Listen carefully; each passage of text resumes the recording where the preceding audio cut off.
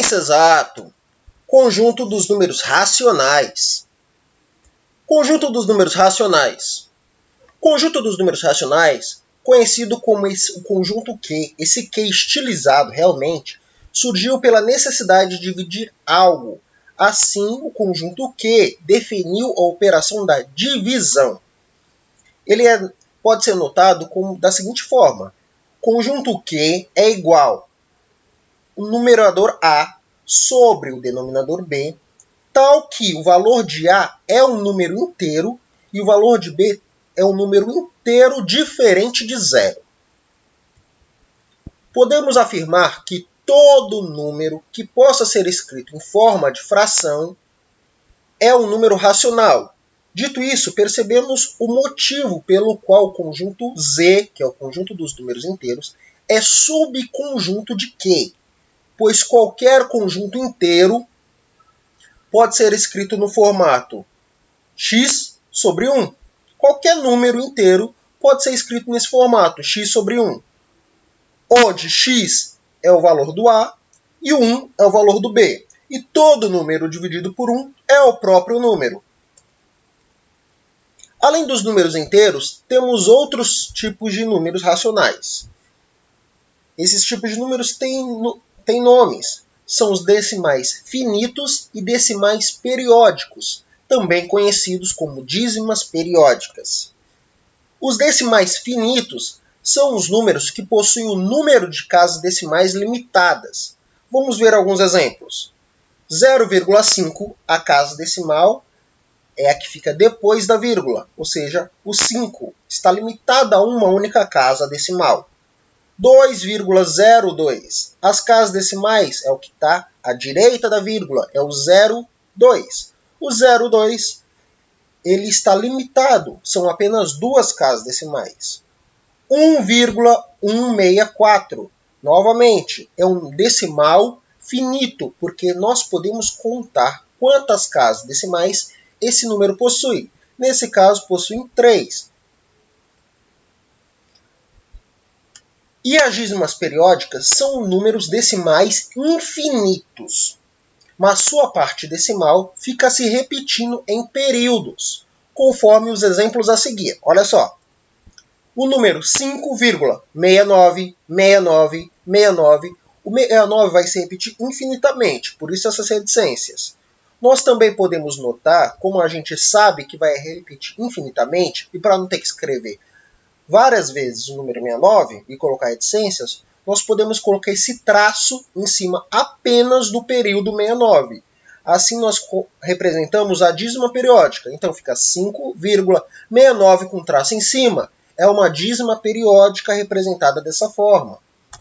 O número 3,33333 infinitamente também é uma dízima periódica, porque o número 3 vai se repetir aí ad infinito.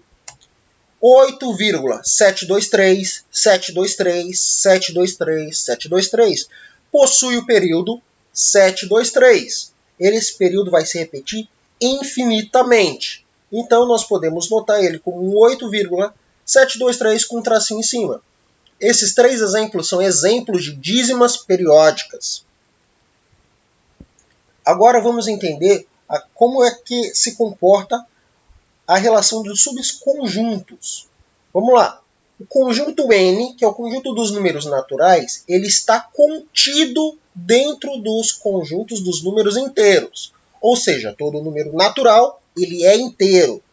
Já o conjunto dos números inteiros está contido dentro dos números racionais. Z está contido em Q?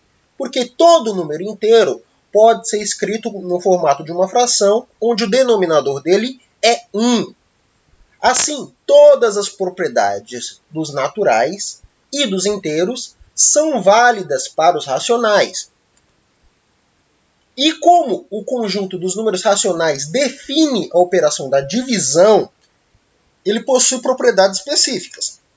Assim, segue o quadro das propriedades dos racionais para os números genéricos A, B, C, D, E e F, diferentes de zero. A primeira propriedade é o do elemento neutro, que foi definida na adição e na multiplicação. propriedade que nós temos é que uma fração A sobre D mais um número zero, que é o elemento neutro da adição, é igual a A sobre D.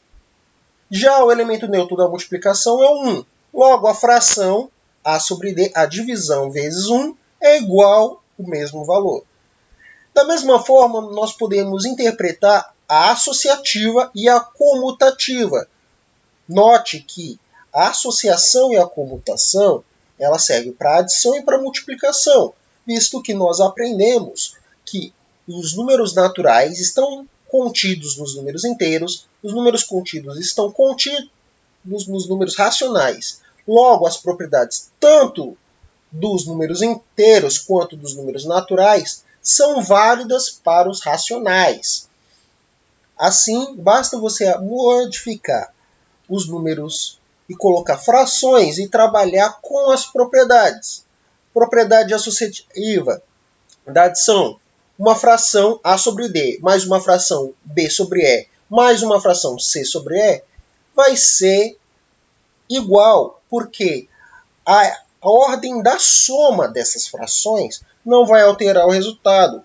Da mesma forma que a ordem da multiplicação dessas frações não vai alterar o resultado. A comutação do mesmo jeito. Uma fração A sobre D mais uma fração B sobre E vai ser o mesmo resultado da fração B sobre E mais uma fração A sobre D. E na multiplicação também. A ordem dos fatores não altera o produto. Então, sendo o fator uma fração, o produto vai ser o mesmo. Então, a fração A sobre D vezes a fração B sobre E é igual à fração B sobre E vezes a fração A sobre D. No entanto, o conjunto dos números racionais também tem outras propriedades. A distributiva da multiplicação, que é aquela propriedade do chuveirinho, onde um número que está fora do parênteses pode multiplicar os números que está dentro para facilitar os cálculos sem nenhum problema. O oposto, que definiu a propriedade da subtração, uma fração A sobre D mais a sua oposta, ou seja, menos A sobre D, vai ser igual a zero. E agora nós verificamos a divisão. As propriedades da divisão é que uma fração A sobre D vezes uma fração D sobre A vai ser 1.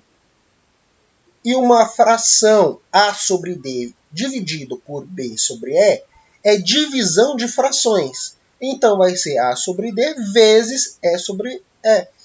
B. Você pega a primeira divisão de fração, como é que você trabalha? Mantém a primeira e multiplica pelo inverso da segunda. Incrível, né? Então vamos exercitar? Responda nos comentários qual é a importância das frações no dia a dia. Aqui encerra essa aula. Qualquer dúvida, pergunte. Estou aqui para ajudá-lo. Pense exato.